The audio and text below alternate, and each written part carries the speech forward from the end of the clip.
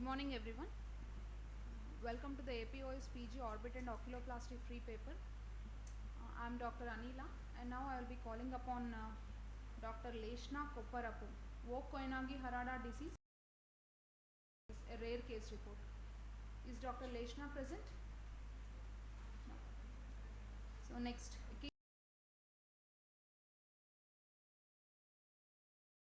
Kota Lakshmi Suryakirti.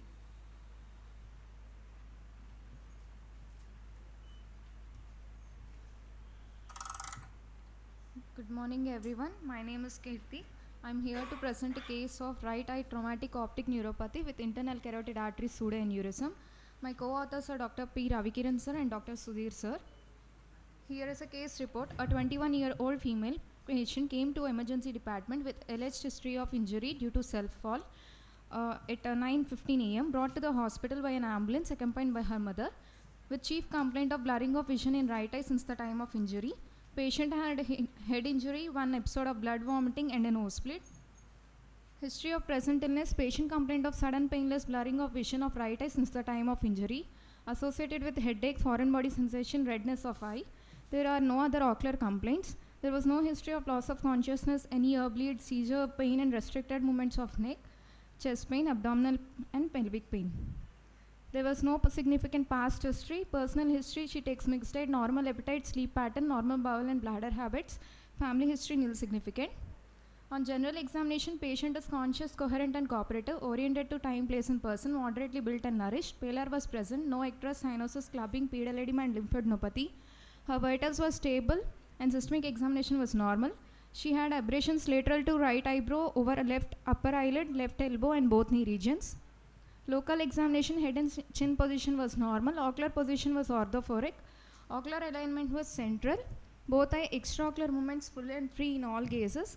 Bedside vision, right eye counting fingers up to 5 meters, left eye up to 6 meters.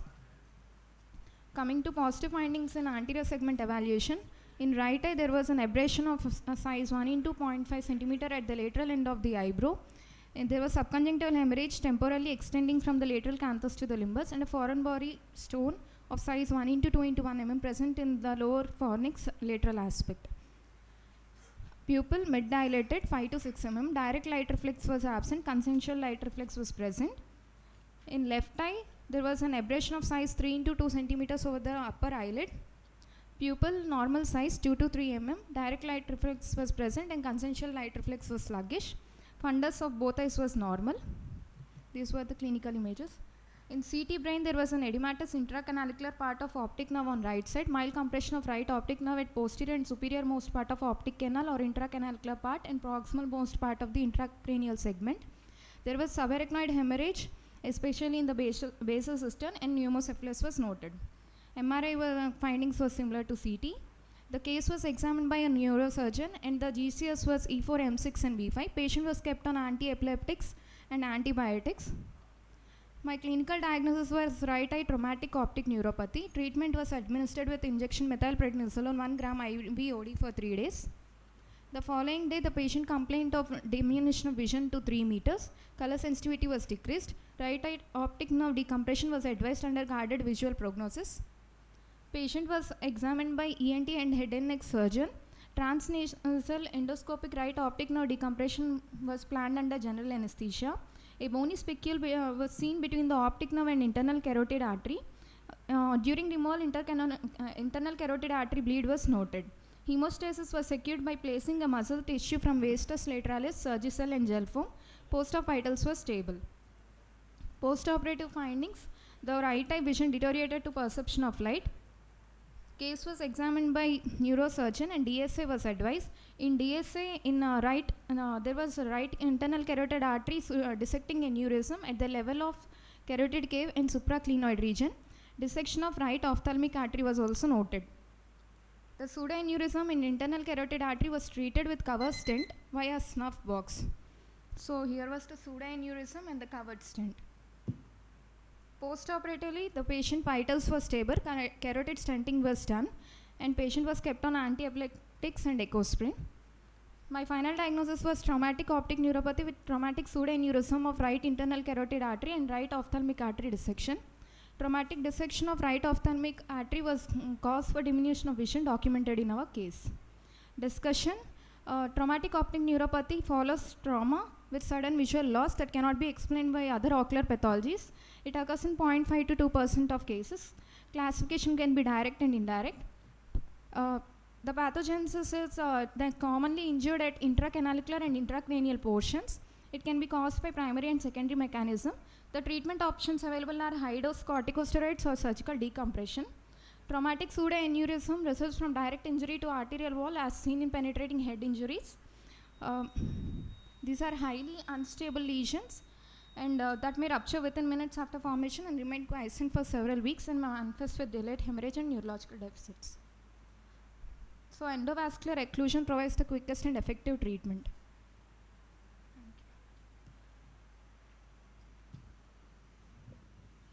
Thank you, Lakshmi. So, structures passing through the optic canal.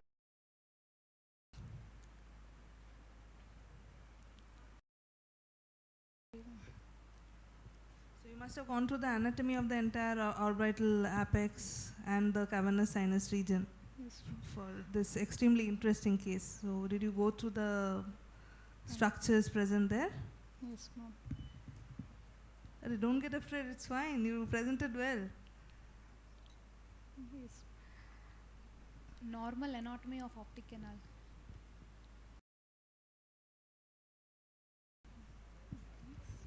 Okay, it's fine, Lakshmi. Relax. It's okay. Thank you for an interesting case. So, do we have Geetika? So, Geetika will be presenting on pleomorphic adenoma of the lacrimal gland, a case report. Good morning everyone, I am Dr. P. Geetika. My case is about pleomorphic adenoma of lacrimal gland, a case report.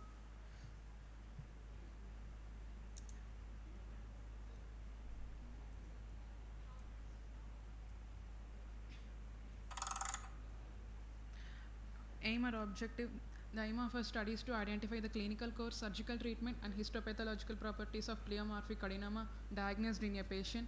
Introduction. 10% of orbital space occupying lesions are lacrimal gland tumors, out of which 70% are non-epithelial and 20% are epithelial. Out of these, 50% are benign and 45% are malignant. Pleomorphic adenoma is the most common epithelial neoplasm of the lacrimal gland. It is a benign mixed tumor consisting of epithelial and mesenchymal components. It is usually a slow-growing, well-circumscribed mass that is identical to its salivary gland counterpart. It is common in both genders between the age groups of 20 to 50 years. Presenting features are fullness in the superotemporal quadrant, ptosis and eccentric proptosis. Case report. A 58 years old female patient presented to ophthalm OPD with a firm, non-tender, non-pulsating, irreducible mass in the superotemporal quadrant of left orbit, which was gradually progressive and attained present size over a period of 1 year, associated with restricted extraocular movements in the direction of mass, and she has no diplopia. Globe was displaced downwards and inwards. She was aphakic in both eyes with best corrected visual acuity of 660 in both eyes. Investigations. Routine blood investigations were within normal limits. MRI imaging revealed a well circumscribed, well encapsulated mass of size 6 into 4 centimeters in the superotemporal quadrant of left orbit, pushing the globe downwards and inwards. No soft tissue and bony infiltration. Treatment. Lateral orbitotomy done and en bloc removal of tumor along with periorbita. Periosteum is incised and retracted to expose the orbital rim bone, the zygomatic process of the frontal bone, and the frontal process of the zygomatic bone. Bone is incised just below the frontozygomatic suture and inferiorly at the lower end of the orbital rim. The lateral rectus muscle is identified, retracted gently to approach the mass. En bloc excision of tumor was done and sent for histopathological examination. Contour of the lateral wall of the orbit was restored by replacing the bony fragment. Gross anatomy. A solitary firm reddish white mass with cystic area size of 6 into 4 centimeters, and histopathology shows composed of sheets of spindle to epithelioid cells with indistinct epithelial eosinophilic cytoplasm with interfered blood vessels. The cells show moderate nuclear atypia. Discussion. The most common benign epithelial lesion in the lacrimal gland is the pleomorphic adenoma. Risk factors for development of lacrimal gland tumor include age, with highest risk being 30 to 40 years, and incomplete removal of a previous benign tumor. Genetic abnormalities have also been implicated in the development of lacrimal gland tumors. They tend to be slow growing over the course of months to years, with the development of progressive facial asymmetry due to displacement of globe, painless protrusion of eyeball, drooping of lid, limited ocular motility. If a patient with long-standing symptoms of pleomorphic adenoma suddenly experiences pain or an acceleration of symptoms, malignant transformation should be suspected. A complete ocular examination needs to be done, including inspection and palpation of the lacrimal gland, exophthalmometry, and evaluation of ocular displacement. Diagnosis is based on clinical characteristics and radiological findings and can be usually made prior to surgical intervention. CT and MRI are the most important diagnostic imaging methods. Bone changes, however, are poorly seen on MRI, making CT the better modality for bony changes and MRI for evaluation of soft tissue involvement. The management of a suspected lacrimal gland tumor depends on its imaging characteristics. There was no bone infiltration in our patient. Surgical intervention by lateral orbitotomy with complete resection of tumor was done. The success of the tumor depends on the displacement of the mass with its capsule. Incomplete removal of the capsule or any defect during removing causes the myxoid part to effuse and relapse. It can also lead to malignant transformation of pleomorphic adenoma. The prognosis is excellent in our patient. This is a picture of follow-up after 1 month and follow-up after 1 year. Incisional or needle core biopsies are avoided. They are done in cases of bone invasion or intraorbital extension. If incisional biopsy is performed, subsequent treatment with complete surgical removal and excision of adjacent periorbital tissues may greatly reduce chances of recurrence. Radiation, while not commonly used, may be considered for rare pleomorphic adenomas that are inoperable or for recurrent or residual lesions. Similar management principles apply to other benign lacrimal gland tumors as well. 75% of pleomorphic adenomas transfer into pleomorphic adenocarcinoma, then it is managed with excision and irradiation. It is important to differentiate pleomorphic adenoma from adenoid cystic carcinoma because of their vastly different prognosis and treatment. In cases of malignant tumors like adenoid cystic carcinoma, tumor debulking followed by external beam radiation is done. For non-epithelial tumors, it is treated with radiotherapy, chemotherapy, or combination of two. Conclusion: while lacrimal tumors are overall rare, pleomorphic adenoma is the most common benign epithelial tumor found to rise in lacrimal gland. Clinical symptoms are not specific. Imaging allows to assess the extension, severity of tumor and its potential risk to neighboring structures. Excisional biopsy is done for accurate diagnosis. Definitive treatment of pleomorphic adenoma of lacrimal gland is complete excision due to common recurrence and malignant transformation with incomplete excision. These excisions can be done through a lateral orbitotomy, which can offer the surgeon a better approach with optimal exposure. Accurate clinical diagnosis followed by appropriate surgical excision leads to an excellent prognosis in the vast majority of cases. These are my references. Thank you.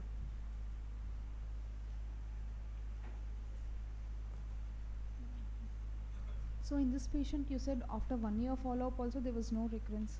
So normally, what is the recurrence rate of pleomorphic adenoma in case of incomplete removal? What is the recurrence rate of pleomorphic adenoma in case of incomplete removal? Incomplete removal leaving behind the part. Yeah. So it leads to, then there may be chances of recurrences. So to avoid that, we need to complete removal along with the capsule. Okay. In case of if there is any breakage, what usually we do? To avoid the recurrence. So it's a complete.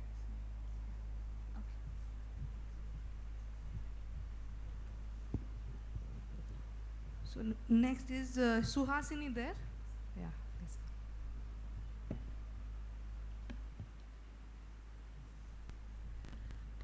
Good morning, madams. Myself, Dr. Suhasini from SV Medical College, Tirupati, and today my paper presentation is on sebaceous gland carcinoma of an eyelid lesion, a case report. Introduction: sebaceous gland carcinoma of the eyelid is a rare tumor and is the third most common tumor after basal cell carcinoma and squamous cell carcinoma. It represents 1 to 1.5% of the eyelid malignancies and usually affects elderly women characterized by high rate of local recurrence, regional and distant metastasis.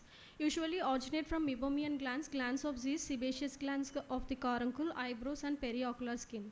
Diagnosis is delayed because of its ability to masquerade as benign conditions such as chalagion, blepharitis and less aggressive benign tumors.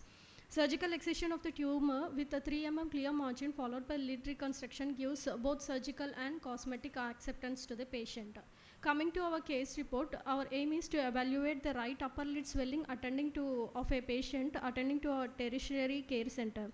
Approach to a case of lid swelling: histopathological examination followed by lid reconstruction followed by surgery with both anatomical and functional restoration of the eyelid.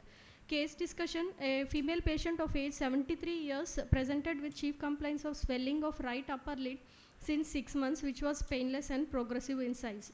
And on examination, a swelling of size 4 into 3 centimeters noted in the center of the right upper lid.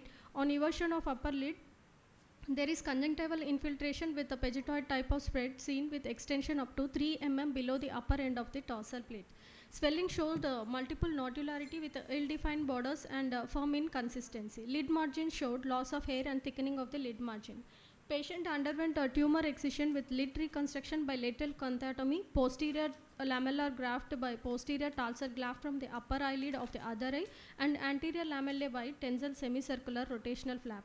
Post-operative follow-up was done at 1 week and 1 month. Histopathology showed a well-differentiated sebaceous gland carcinoma. Our conclusion is early diagnosis and treatment of malignant tumors may reduce the morbidity and mortality of the patient. Results: lid reconstruction surgery gives both functional and cosmetic acceptance to the patient. These are the pictures showing 1, 2, 3 pictures showing pre-operative lesion swelling of the patient. And fifth picture is the biopsy excised part of the lid. 6, 7, 8 are the post-operative photographs, and this is post-operative 1 month post-operative photograph and histopathological figures of the patient. And histopathology showing foamy cytoplasm, baseloid cells with mitotic figures and areas of necrosis. Thank you.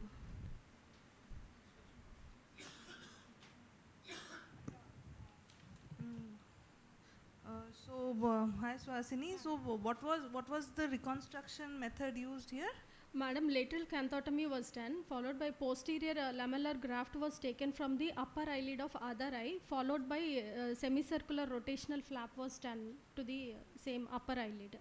Anterior lamellar, Yes, tensils yes, flap. Tensils flap. Okay, so are you aware of what is pagetoid spread for a SCC? Pagetoid spread is an epithelial spread which spreads around the epithelium. Like here also, the spread was through the conjunctival invasion, conjunctival epithelial invasion. The mode of spread is around the epithelium. Okay. Okay, and so for pagetoid spread, did you do a map biopsy in this case? No, madam, it's not available at our center. Okay. We done direct total excision and followed by sent to HPA examination, which turned out to be a sebaceous gland carcinoma. Okay. And 1 month follow-up, the patient is doing good with a good anatomical and structural reconstruction of the lid. Okay. So as in you presented well, your presentation skills are good. Only one suggestion: look into the way you presented the photos. Last You can make it like the magnified it in a better way. So so many photographs in one. Rather than that, you can make it bigger, and Yes, each ma'am. photograph you can include as a different slide. Okay, ma'am. Okay, Thank na? So today when the other presenters present, look at their presentation Yes, and try to pick up how to make the slides better. Yes, ma'am. Thank Okay, you. na? Thank you, Suhasini. What is the margin that you have? In our case, it is 3 millimeters, ma'am. Thank you, ma'am. Thank you, Suhasini. So we call Divya Purna onto stage. Divya Purna is there? She's not there. So next is Ramcharan Teja. Ramcharan Teja is there? Okay. Please.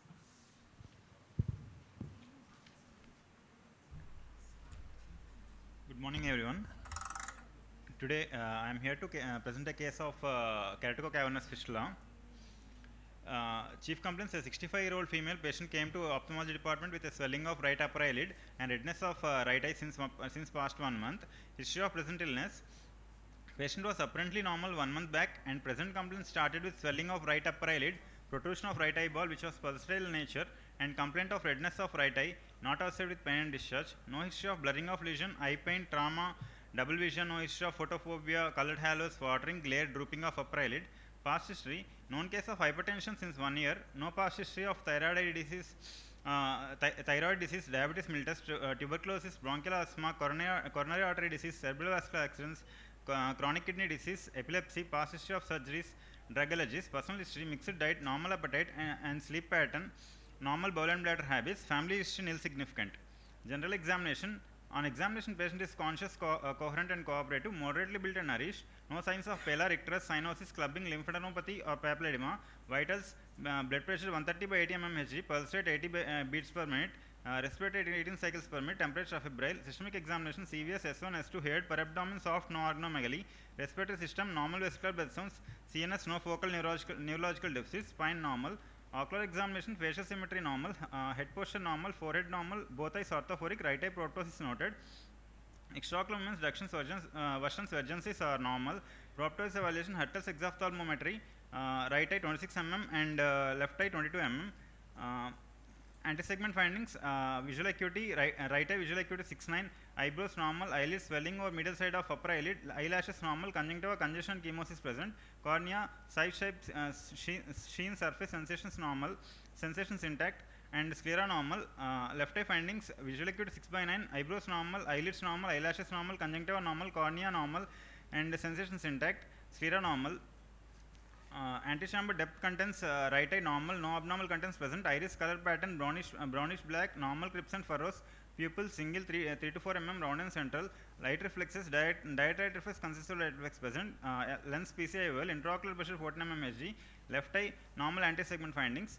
Fundus examination, right eye media clear, optics normal in size, vertically oval, pinkish orange in color, margins are clear and distance, cup disc ratio is 0.6:1, blood vessels AV ratio 2:3, macula normal, foveal reflex present, left eye media clear, optics normal in size, vertically oval, pinkish orange in color, margins are clear and distinct, cup disc ratio 0.6:1, blood vessels AV ratio 2:3, and macula normal, foveal reflex present. B-scan ultrasonography was done, both eyes, bilateral superior ophthalmic vein appears tortuous and prominent, possible venous varix, vitreous regeneration in both eyes.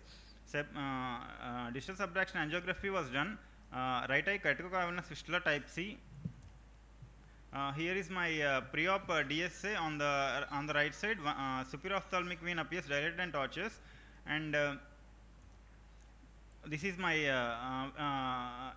management was done. Embolization by coiling of superior ophthalmic vein through transorbital approach, and this is the post-op DSA findings and intra-op picture here, and the pre-op and post-op day 1 to 15 pictures of the patient. Conclusion: this is a case of catechocavernous fistula. Diagnosis based on clinical and radiological findings. Complete ophthalmic and medical history should be taken. Proptosis evaluation, type of proptosis should be evaluated, and an anti-segment examination done by slit lamp biomicroscopy. B-scan ultrasound should be advised, and Sebla angiogram or distal subtraction angiography should be the must investigation, go-to investigation for this case. And catechocavernous system is abnormal communication between cavernous system and carotid arterial system.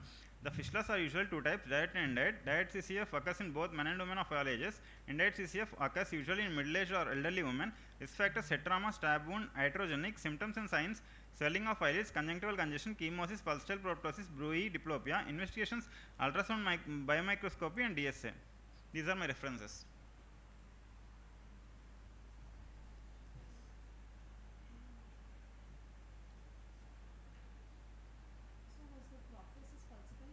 Yeah, ma'am. How did you?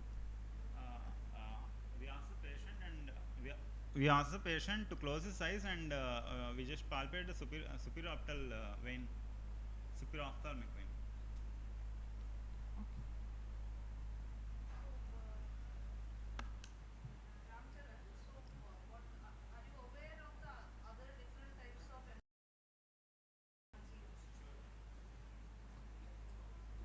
So here you used coil. Coiling. So what else do we commonly use for embolizing? Anything else? The other most. Have you heard about glue? Glue being glue embolization, onyx. So go back and read about other ways in which we can embolize. Okay, thank you.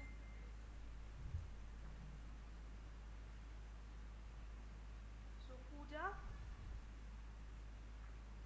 will be presenting the clinico-pathological study of benign and malignant eyelid tumors in a tertiary care hospital.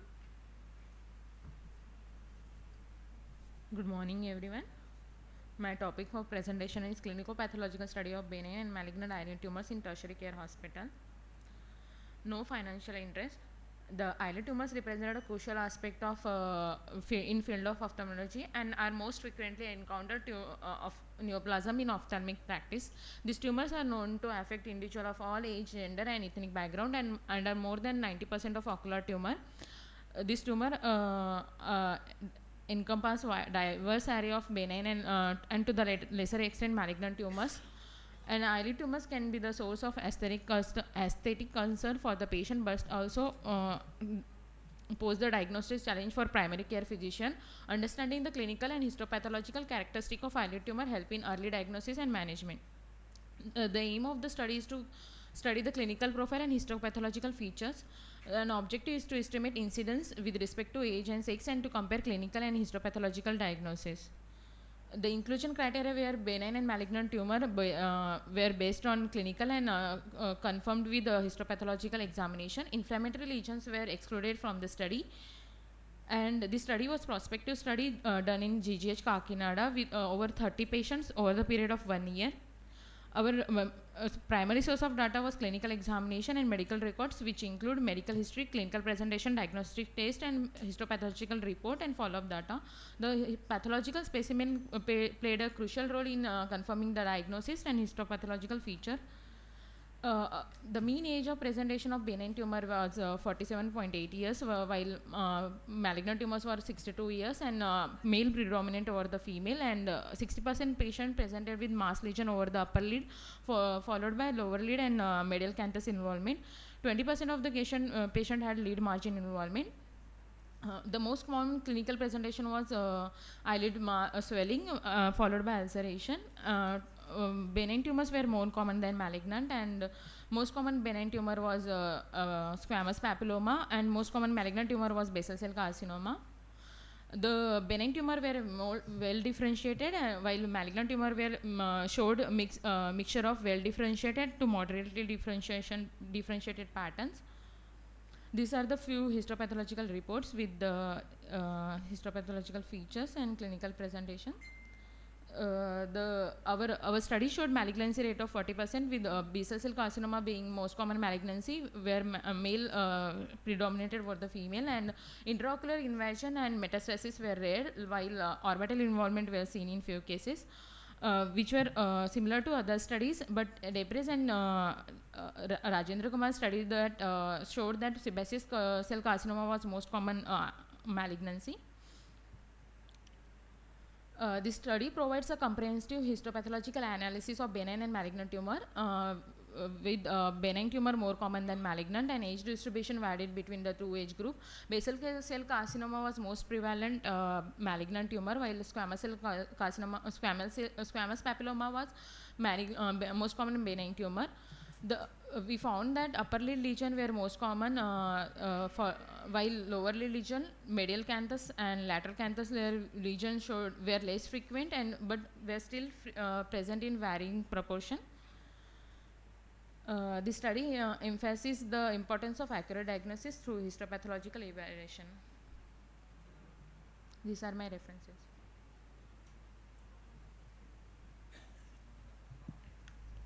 So in your study you said what is the most common? Benign, squamous papilloma was most common, and in malignant BCC was most common. Okay. Were there any dermoids in the study? Yes. Were they included? Yes. Yeah, thank you, Pooja. So, did you look into the Western studies available for the malignant tumors? You said most common is basal cell carcinoma. So, is it same with the Western studies? What is most common in West, and what are the In other Western- major studies done from India? What is the most common they show? Sebaceous cell carcinoma, ma'am. Western, what is most common? Sebaceous cell carcinoma. No, Western also basal cell carcinoma is most common. Indian other studies, yes, SGC is most common. So, did you look into those studies as well? In Western study, I didn't see. Yeah, so whenever you present something, look into whatever available data, do a nice literature review. Okay, thank you. So, what was the total number of patients you said? 12 for benign and 12 for benign and, sorry ma'am, 18 for benign and 12 for 12 for malignant. malignant. Thank you, Pooja.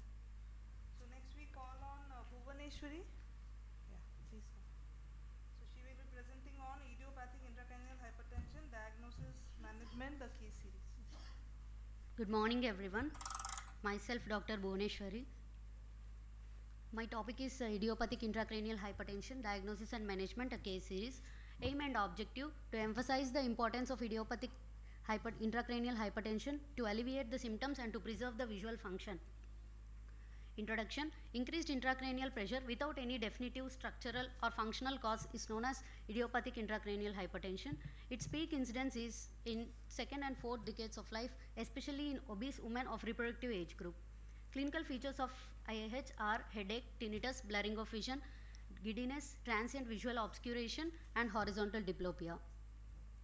Material and methods: 5 patients who were thoroughly studied who came to the ophthalmology OPD with symptoms of headache and transient visual obscuration, and patients underwent complete ocular image examination and neuroimaging. In case series, history, ocular examination, systemic examination, investigations and treatment are discussed. Case 1. A 28-year-old obese female who came with complaints of severe headache, blurring of vision and tinnitus since 3 months. Her ocular examination showed visual acuity of 6.6 in both eyes. Anterior segment is normal. Fundus showed papilledema. Systemic examination is normal, and we sent to MRI brain and orbits, then found bilateral optic nerve sheath dilatation with no intracranial space occupying lesions, and MR venogram shows unilateral transverse sinus stenosis. Treatment: referred to neurophysician and CSF pressure were noted. It was normal, then started with acetazolamide, topiramate and advised to reduce weight. On follow-up after 3 months, there is 10 kilos of weight reduction with improved symptoms of visual symptoms were improved. Headache is severely decreased. Second case, a 19-year-old obese female with history of recurrent headaches since 2 years associated with vomitings and 2 weeks history of gradual onset and progressive loss of vision. Extraocular movements are full and free. Visual acuity is perception of light negative in both eyes. Anterior segment for both eyes pupil not reacting to light. Fundus showed chronic papilledema, chronic atrophy, and MRI brain and orbit showed empty cella with tortuous and dilated bilateral optic nerve sheath dilatation. We started on injection mannitol IV 6th hourly and tablet Dimox and advised to reduce weight. On follow-up, there is significant relief of symptoms, but the visual loss is persisted. A 37-year-old non-obese male came with complaints of severe headache since 2 months. Visual acuity, best corrected visual acuity is 6.9 in both eyes, and anterior segment is normal, fundus is normal. But on MRI and brain, it showed partial empty cella with mild dilatation of optic nerve sheath. Then started on tablet Dimox. On follow-up after 1 month, symptoms improved and best corrected visual acuity is 6.6 in both eyes. A 28-year-old non-obese female came with complaints of headache since 1 week, transient obscuration of vision and giddiness since 2 weeks. Visual acuity is 6.6 in both eyes. Anterior segment is normal and fundus showed early papilledema. Tablet Dimox is started, and MRI brain and orbit showed mild optic nerve sheath dilatation and started on acetazolamide OD. Case 5, a 37-year-old obese male came with complaints of worsening headache, impairing daily activities since 6 months. Visual acuity is perception of light negative in both eyes. Extraocular movements are restricted in abduction.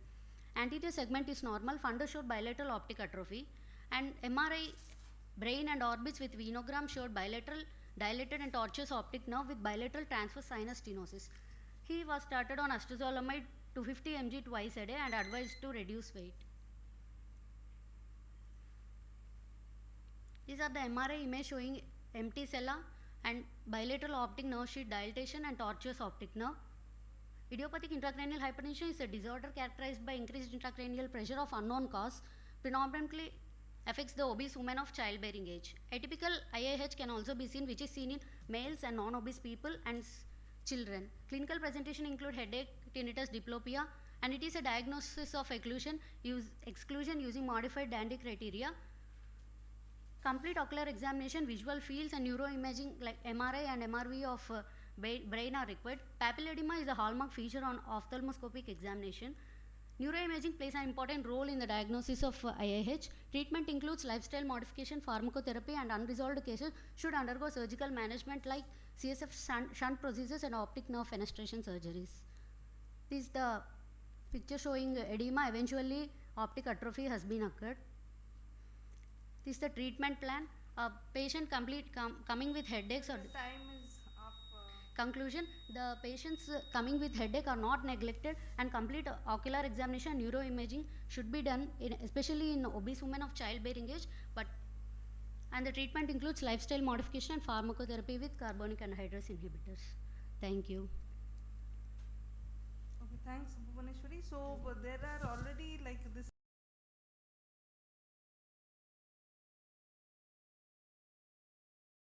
Already been reported. Did you do a review of literature? No, ma'am. Whatever the medical management is there, that showed the significant relief in the symptoms of patients coming with IIH. So the study was in sync with the whatever is already yes, reported. Yes, ma'am. Did you do visual fields in all the cases? No, ma'am. Actually, visual fields are not available. Thank you. Anusha is there? Anusha? Saujanya? So Saujanya will be presenting a study on ocular manifestation in orbital wall fractures.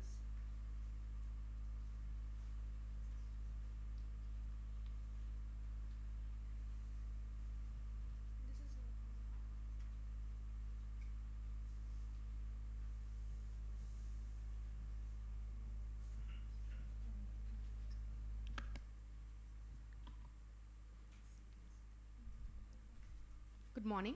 I'm Dr. Saujanya and I'm going to present the paper about a study on ocular manifestations in orbital wall fractures. No financial conflicts of interest to disclose. Orbital wall fractures are seen in a significant number of patients presenting to hospital with blunt trauma to the orbit, which can be limited to the orbital cavity alone or associated with complex fractures of other facial bones. And they can be seen in various modes of injuries such as road traffic accidents, assault, self-fall, sports injuries.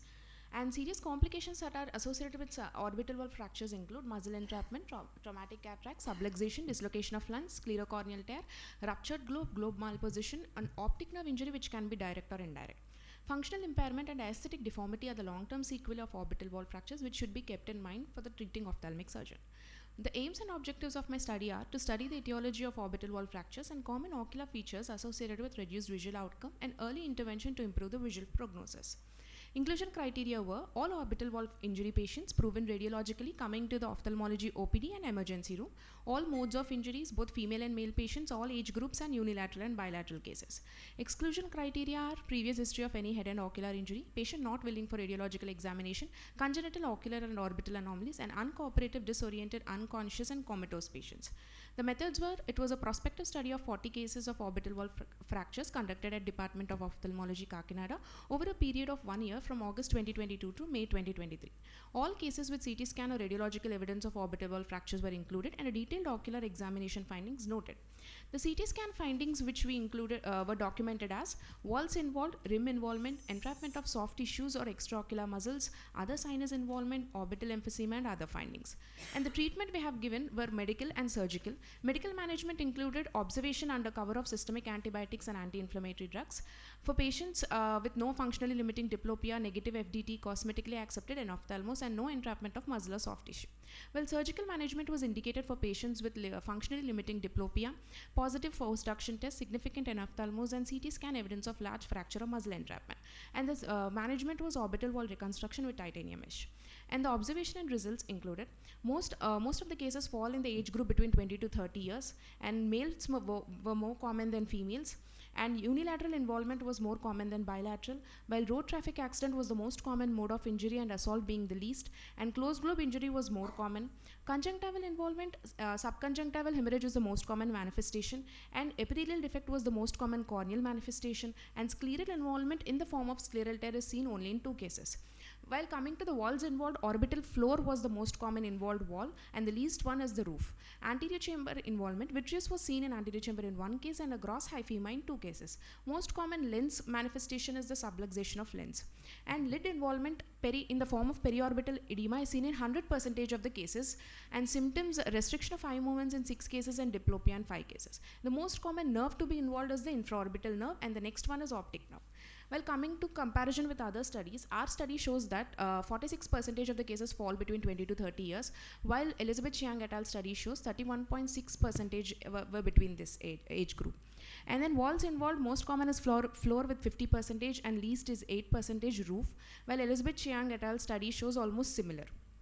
And gender distribution, 80 cases were male and 80% cases were male and 20% female, which is almost similar to the Stephen Terrell et al. Study. Mode of injury, RTA was the most common with 65% of cases, while Michael E. Rosser et al. Study shows 72.25% orbital wall fractures cases were due to RTA. And laterality, bilateral ocular involvement was seen in 10% of cases in our study, while Heidi Elsman study shows that 2% had bilateral ocular involvement.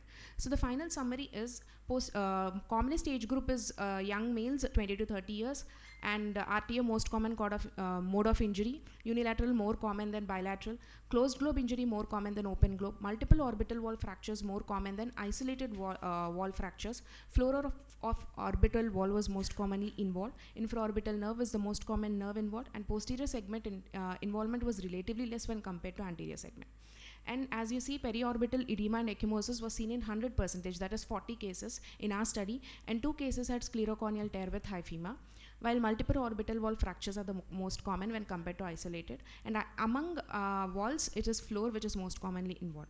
My conclusion is this study helps for better understanding of common ocular manifestations in different types of orbital wall fractures, early diagnosis, treatment, referral that aids in better visual outcome with early interventions. It enumerates the various grievous injuries that are associated with orbital wall fractures and poor visual outcome that can be associated.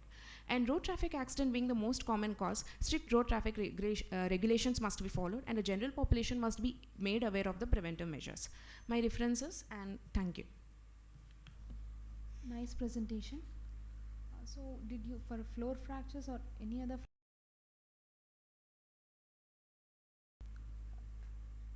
implants? Titanium mesh was the one which is available in our hospital, madam. With that, we have done orbital wall reconstruction. Floor? Floor also titanium. Titanium.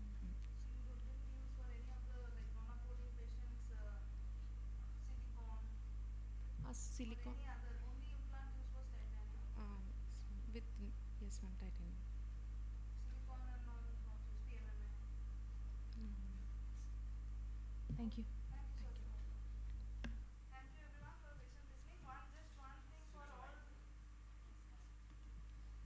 So thank you everyone. We end our session here. So congratulations to all the postgraduate who presented today. Just one thing I wanted to tell all of you that you can make the presentations better, the slides, the way you include the photos. So it will be a good idea when you are in this conference seeing other presenters present. See how they are enlarging the photographs, how there is minimum content in each of the slides. So many of you were reading from the slides, like you have written 4 or 5 lines on the slides. So that is not the best way of doing it. Like keep minimum content, it should be visual, like the photographs and all should be magnified, and content wise it should be just pointers there on which you should speak. It shouldn't be the entire line written there and you reading out from the same. Thank you everyone. Thank you everyone for your patient listening. Thank you.